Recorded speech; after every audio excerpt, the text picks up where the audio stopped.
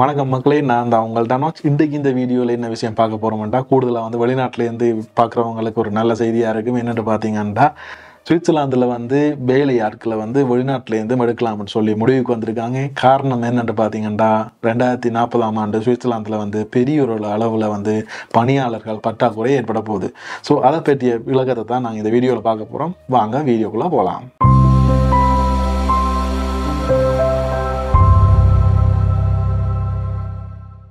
இந்த பணியாளர் பற்றாக்குறை என்றது 2040ஆம் ஆண்டு பாரிய ஒரு பெரிய பூகம்பம் மாதிரி சுவிட்சர்லாந்தில் வெடிக்க போகுது. இப்போ காரணம் என்னென்னு பார்த்தீங்கன்னா, அந்த அளவுக்கு தொகை இருக்குது.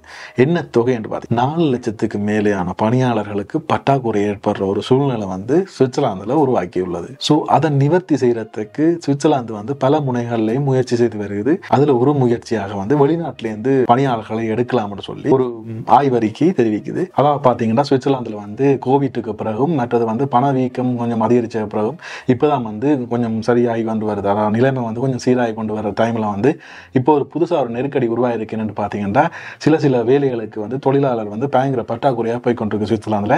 அதுவும் குறிப்பாக பார்த்தீங்கன்னா ஹாஸ்பிட்டாலிட்டி, அதாவது ஹாஸ்பிட்டல் வேலைகளுக்கான தொழிலாளர்கள் பயங்கர குறைவாக இருக்கின்றது.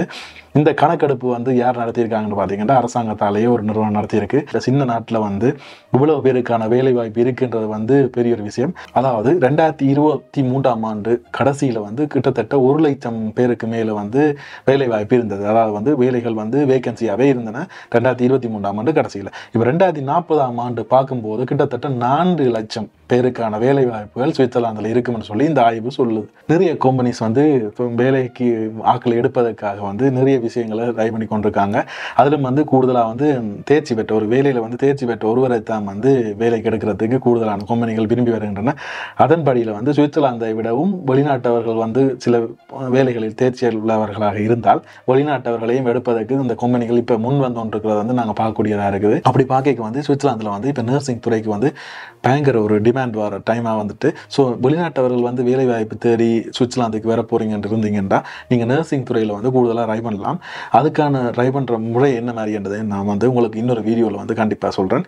இந்த திறன் வாய்ந்த வேலையாளர் சுவிட்சர்லாந்து இழக்கிறதுக்கு மெயினான சில காரணங்கள் இருக்குது. அப்படி பார்க்க ஒரு யூனிவர்சிட்டி லவ்சன் யூனிவர்சிட்டின்ற ப்ரொஃபஸர் சொல்லியிருக்காரு. என்னென்னு பார்த்தீங்கன்னா, சுவிட்சர்லாந்து குழந்தைகள் பராமரிப்பதில், அதாவது குழந்தைகள் வளர்ப்பு முறையில் சுவிட்சர்லாந்து சிறப்பானதாக இல்லை. காரணம் என்னென்னா, இப்போ ஜெர்மன், பிரான்ஸ், இத்தாலி போன்ற மற்ற நாடுகளில், ஐரோப்பிய நாடுகளில் குடும்பத்தினருக்கு சில சலுகைகள் கூடுதலாக இருக்கிறதாகவும் சுவிட்சர்லாந்தில் அந்த சலுகைகள் இல்லாததாகவும் பணியாளர்கள் சுவிட்சர்லாந்துக்கு பணியாற்றுவதை பெரும்பாலும் விரும்புகிறேன்னு சொல்லி மெயின் கருத்தாக என்ன இருக்குன்னு பார்த்தீங்கன்னா, குடும்பங்களை குடும்ப சூழ்நிலையில் வாழ்கிற ஒரு பணியாளருக்கு மேலும் சில சலுகைகளை செய்து கொடுக்க வேண்டும்ன்றது அவர்கிட்ட ஒரு முக்கிய கருத்தாக இருக்குது. அவர் மேலும் தெரிவிக்கையில் போனஸ் சிஸ்டம் ஒன்றும் அறிவிக்கணும் என்ற மாதிரியும், மற்ற சுகாதார இன்சூரன்ஸ்கள் மற்றும் போக்குவரத்து துறைகள்லையும் சில கழிவுகள் அவைக்கு கொடுக்கணும். அப்போ தான் வேலையாட்கள் பணியாட்களை நாங்கள் இங்கே வச்சிருக்கலாம்னு சொல்லி சில சிஸ்டத்தை அவர் முன்மொழிஞ்சிருக்கிறார். மட்டும் பார்த்தீங்கன்னா, உலகிலேயே நர்சிங் துறையில் கூட ஆக்களை கொண்ட நாடும் சுவிட்சர்லாந்து தான் இருக்கின்றது. ஸோ முதலாவதாக கிடையாது, ஆனாலும் கூட அடர்த்தியான ஒரு தொகையை கொண்டு இருக்கிற நாட்டில் சுவிட்சர்லாந்தும் உண்டு. அந்த வகையில் வெளிநாட்டிலிருந்து கூடுதலாக நர்சிங் துறையில் ஆக்களை எடுக்கிறதுல இன்ட்ரெஸ்ட் காட்டி வருது சுவிட்சர்லாந்து. அதாவது 2019 பார்த்தீங்கன்னா கிட்டத்தட்ட ஒரு 1000 பேருக்கு 19 நர்ஸ் என்ற மாதிரி, அதாவது மெடிக்கல் துறையில் வேலை செய்கிறவங்க 19 பேர் என்ற மாதிரிக்கு அன்னளவாக இருந்தது. இப்போ அது இன்னும் கூடிக்கொண்டு போகிற மாதிரி தான் தெரியுது. அதாவது இந்த தொகை பார்த்தீங்கன்னா இதே சுச்சுவேஷனில் இருக்கிற ஒரு நாட்டோட ஒப்படைக்க அதாவது பணக்கார நாட்டோட ஒப்படைக்க சுவிட்சர்லாந்தில் 2 மடங்காக தான் இருக்குது. 1000 பேருக்கு 19 பேருன்றது கிட்டத்தட்ட 2 மடங்கு ஒரு தொகையாக தான் இந்த நாட்டில் இருக்குது. கிட்டது இங்கே வேலை செய்கிற பணியாட்களில் கூடுதலாக பார்த்தீங்கன்னா 30-40% செவிலியங்கள் வெளிநாட்டை சேர்ந்தவர். வெளிநாட்டை சேர்ந்தவர்களுக்காக நாங்கள் சொல்லிடாத ஏசியன்ஸ் தானு சொல்லிடாது. ஏன்னா வெளிநாட்டு பார்க்க பார்த்தா இங்கே ஐரோப்பா, அதாவது ஐரோப்பா வெளிநாட்டு இதுக்கெல்லாம் வரப்போகுது. ஸோ அந்த வெளிநாட்டவர்கள் தான் 40% இங்கே வேலை செய்கிறாங்க ஹாஸ்பிட்டல்ஸை. ஸோ அந்த இடத்து தான் இப்போ பற்றாக்குறை நீடிச்சு கொண்டிருக்கு. இந்த காரணம் நான் சொன்ன மாதிரியே ஃபேமிலிக்கான ஒரு சிஸ்டம் இங்கே இல்லை. அதாவது இருக்குது, ஆனாலும் காணாது. என்ன மாதிரியான பார்த்தீங்கன்னா உதவிகள், அதாவது குடும்பத்தினருக்கான உதவிகள் விடயங்கள். இப்போ குழந்தைகள் பெறும்போது அப்பாக்களுக்கு கொடுக்கப்படும் விடுமுறையோ அம்மாக்களுக்கு கொடுக்கப்படும் விடுமுறையோ வந்து இங்கே மற்ற நாடுகளோட ஒப்படைக்க வந்து இங்கே காணாமல் இருக்கிறதால வந்து இந்த வேலைகளிலும் வந்து பணியாளர்கள் இங்கே இருந்து வெளிநாட்டுக்கு போய்கொண்டிருக்காங்க. வெளிநாட்டு வேலையாளர்கள் இங்கே வருவதை குறைச்சிட்டாங்க. குறிப்பாக இப்போ உங்களுக்கு சொல்லணும்னு பார்த்தா கந்தோனாரோவில் இருக்கிற ஹாஸ்பிட்டல் ஒன்று வந்து இத்தாலியில் வந்து வேலையாக்களை தேடி இருக்காங்க. ஏன்னா வந்து தேர்ச்சியான வேலையாளை வந்து இங்கே அவையாளை எடுக்கலான்னு சொல்லிட்டு இத்தாலியில் போயிட்டு அவைக்கான வேலையாக்களை வந்து தேடிக்காங்க. இப்படி வந்து இப்போ சுவிட்சர்லாந்து நிலைமை மாறிக்கொண்டிருக்குது. மற்றும் இந்த ஜெர்மன் மொழி பேசுகிற சுவிட்சர்லாந்தில் இருக்கிற மாநிலங்கள் பார்த்தீங்கன்னா ஜெர்மனியிலேருந்து வந்து ஆக்களை இங்கே எடுக்கிறதுல வந்து மும்முரம் காட்டி வருவதாகவும் இந்த ஆய்வறிக்கை தெரிவிக்குது. ஆக மொத்தத்தில் வந்து சுவிட்சர்லாந்துலேருந்து பக்கத்து நாடுகள்லேருந்து கூடுதலாக எடுத்து கொண்டிருக்கணும். மேலதிகமாக ஒரு திறமையானவராக இருந்தால் மற்ற நாடுகள்லேருந்தும் எடுத்து கொண்டிருக்கணும்.